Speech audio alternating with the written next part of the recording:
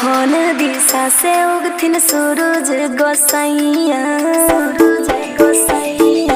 कौन दिशा से उगथिन सूरज गोसाइया, कौन दिशा से उगथिन सूरज गोसाइया। बारी लेट भेलयब छिकै पानी में सब दर्शन देथिन कब उगथिन कब। पूर्व दिशा से उगथिन सूरज गोसाइया, पूर्व दिशा से उगथिन सूरज गोसाइया। अइथिन बादर के तीर सबके देखथिन भीड़ दर्शन देथिन तब उगथिन तब। कौन दिशा से उगथिन सूरज गोसाइया, कौन दिशा से।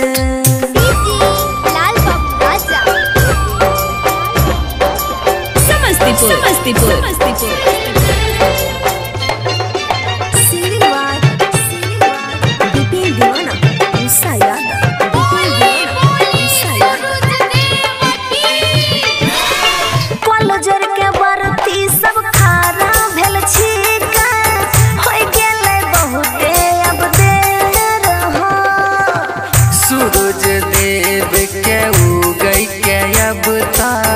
भेबे कोई लइबे रहे।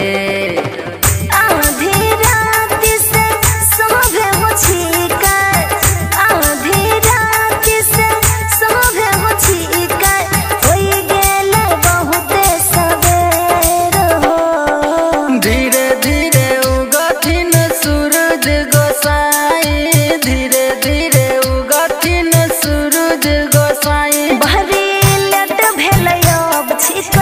पानी में सब दर्शन देथिन कब देथिन कब। पूर्व दिशा से उगथिन सूरज गोसाइया, पूर्व दिशा से।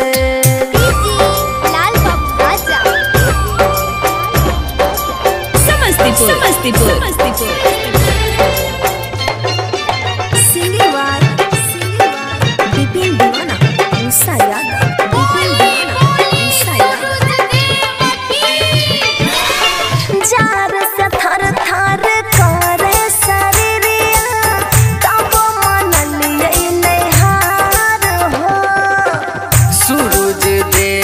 के महिमा महान छै, कर देथिन बेड़ा पार हे।